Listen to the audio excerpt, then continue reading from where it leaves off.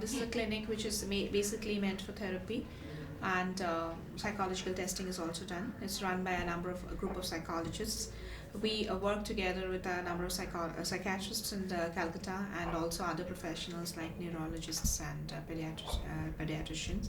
We get referrals from the psychiatrists, the neurologist, as well as the pediatrician, and we do get to treat a lot of personality clients with personality disorders, where we to practice dialectic behavior therapy, which is particularly important in relation to self-injury, self-harm. And apart from that, we also treat for depression and also for obsessive compulsive disorder, where the self-harm has got two categories. One is the compulsive type and the impulsive type. So the compulsive types comes under OCD syndrome, like when a compulsive hair pulling, or pulling the eyelashes, and that's about it about the clinic. And we do get a number of clients with who attempt deliberate self-harm, and according to the DSM classification, if you ask me, it is like they say it is seen either as a symptom or as a disorder. We have not, as of now, seen self-injury as a disorder, and it's not got the recognition. It is still as a part of symptom according to DSM-4 TR. And that is, it is under a symptom of borderline personality disorder, and also a part of obsessive compulsive disorder. But nowadays, because there's a rise in this kind of activities, and it's becoming more widespread, so we are thinking of including it in recent researchers are wanting it to include it under impulse control disorder, where a person is unable to control the impulse to do something, and gets into this vicious cycle of having the impulse and not being able to control, and getting into the same cycle and coming back to the same kind of emotion when they're unable to control their negative emotions. It is more prevalent in the young population, more so in women still in India, rather than in I don't know about the statistics abroad, but here it is more in women. I guess one of the reasons for this is women are unable to express themselves. They are not taught to express themselves. They are more prone to hiding their feelings. It is easier for them when they're unable to control their negative emotions. They cut themselves. And as we have seen from the patients, there are three kind of images that comes across. And I know if you tell me the reasons for this cutting, it is very complicated. It's not at all very simple. But all the cutting cases that we have come across may be grouped under three categories. Number one is that they try to regulate their emotions. It is you're feeling very bad about something, and you're unable to handle the emotion, the negative feelings. Whenever you get those negative feelings, you automatically reach for a razor or a blade and cut yourself. It becomes a practice, a habit, and very often it's like a smoker who is reaching out to take a cigarette. Every time the person gets a little stressed, and many a time we find that the stressors are very, very common. Common in the sense they keep repeating themselves. I have seen a case where it was sibling rivalry, and to what extent every time the other child, her sister got good marks, she cut herself. And every time you ask her, why have you done this, she has no answer. Because most of this adolescents have this inability to express their feelings and inability to know their feelings, which is also called alexithymia at times, where they cannot say what they're feeling, and if you ask them why have you done this, they will not be able to answer you, and honestly they cannot. And just after the act, they feel guilt feeling, and they try to hide it also at times.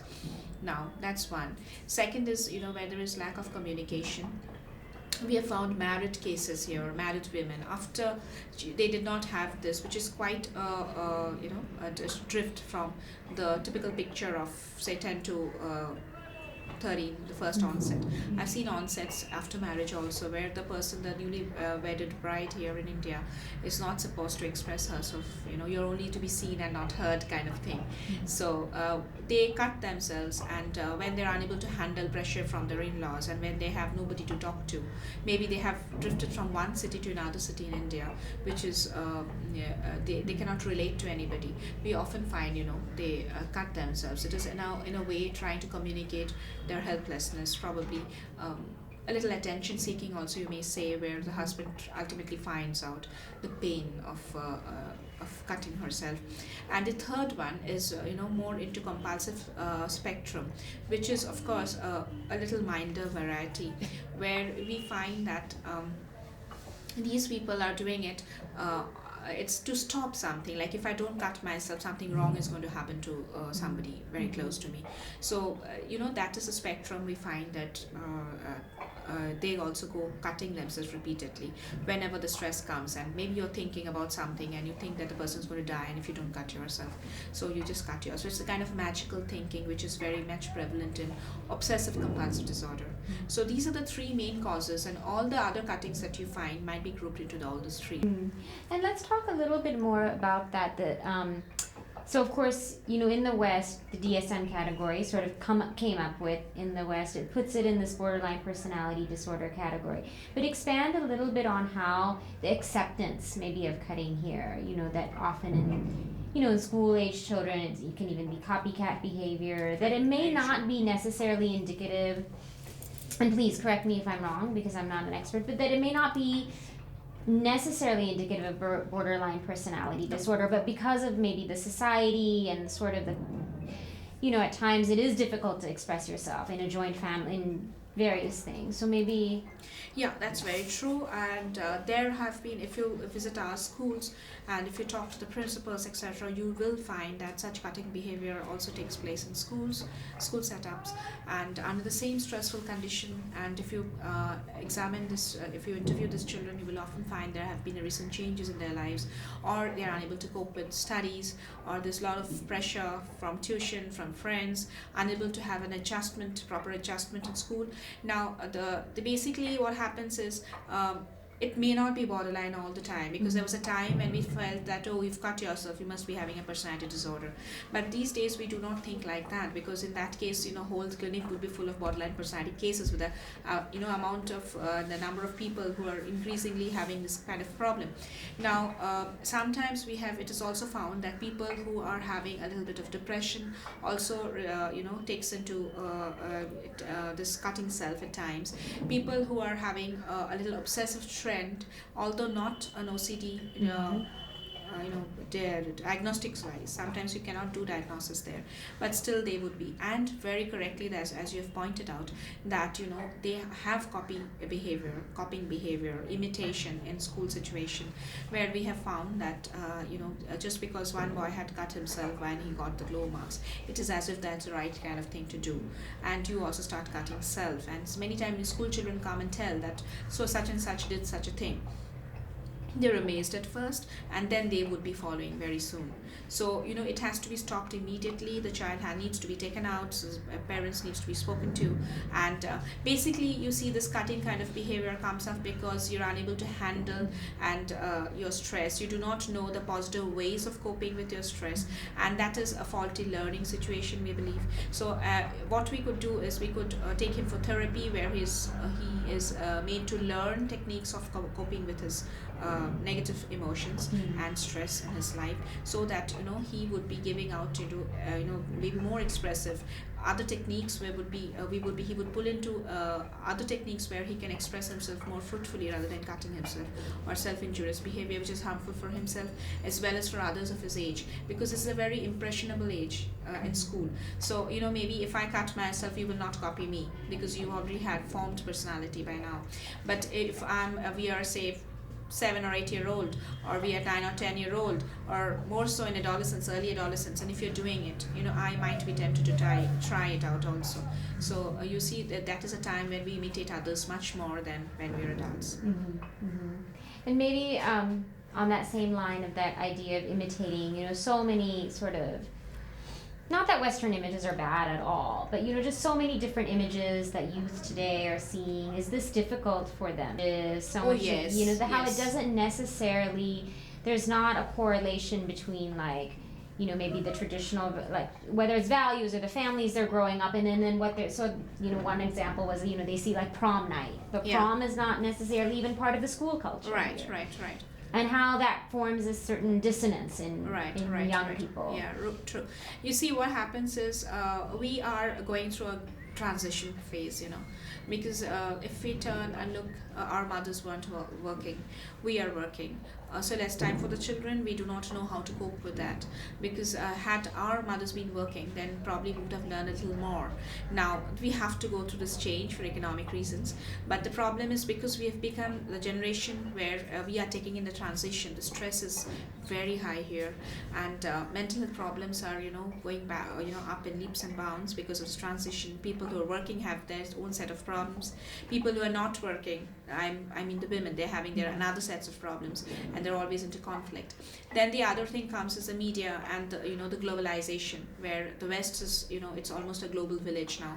I mean, it's so easy to get images, communicating with the Western world, and they are also giving in certain values, certain ethics, which may not be in line with tradition. I'm not getting into a debate of which is right and which is wrong, but you must find out what is right for you and where you're not having any kind of cognitive dissonance. But mostly we are having this, and we are unable to handle it, which again causes a lot of trauma in us. Like I can tell you, there was a girl who started cutting herself after her first exposure to sex. Now what happens is, because of the media influences, etc., we very young children are getting initiated into, I would say teenagers are getting initiated into sexual activities, which is not supported by the parents. Not even we do not even have sex education facilities in all our schools. So that is what is happening is, after the girl went through a initial sexual exposure, the girl started feeling guilty and couldn't express it to anybody else, and started cutting herself. So when she was brought into the clinic, she wouldn't really come out with the experience. The mother said that it could be the falling grades, it could be that I'm too much pressurizing. All that she has heard on the media, she started saying, except the fact that only through therapy we came to know that it was not all this, and there is this cognitive dissonance, as you said, and getting into kissing and hugging with a boy of her age, and where she could not share it, and she thought it was something bad, that she'd become a bad girl. So you see, the culture is there. We are having co-ed schools, are having free mixing society, but no sex education. So as you were saying, that this transition phase is very, very important. It is important that we have sex education in our schools and in our colleges also, and keeping this in mind so that such incidents do go down, because it is very, very painful to live with a cognitive dissonance, and it will give rise to a lot of symptoms. That may not be a borderline personality per se, but it is just takes place as a symptom. And this was one of the things that Dr. Mukherjee sort of brought up. Also, similar thing, that sometimes it comes out through the idea of relationships, and maybe there's some so they say that there's a connection between cutting and like childhood sexual trauma a little bit. True. And maybe you can talk a little bit about sort of that thing. So what Dr. Mukherjee had said was, sometimes yes, there's like childhood sexual molesting, that kind of thing, but it gets buried, and then it resurfaces again when like this young adult starts, maybe they start an intimate relationship with somebody or something like that, and then they have, they can't. It's difficult. Abuse, yeah. Sex abuse is a very, very common. That's what research is also showing, that sex abuse, early sex abuse, has a very close connection with this, because they get buried more in India than abroad, I suppose, because sex here is something very sacred. You're only supposed to do it after marriage, so that kind of idea is given to the child also. So because it has become more permissive, and you get initiated early, and you start feeling that it is not done, and sometimes you do not talk about sex with the child, so you do not know whether the child is abused or not, and the child is made to feel very bad, because the child feels that it is his fault or her fault that she is abused. And mind you, it is also, we have a very high incidence of sex abuse of boys also. It's not only the girls who are abused.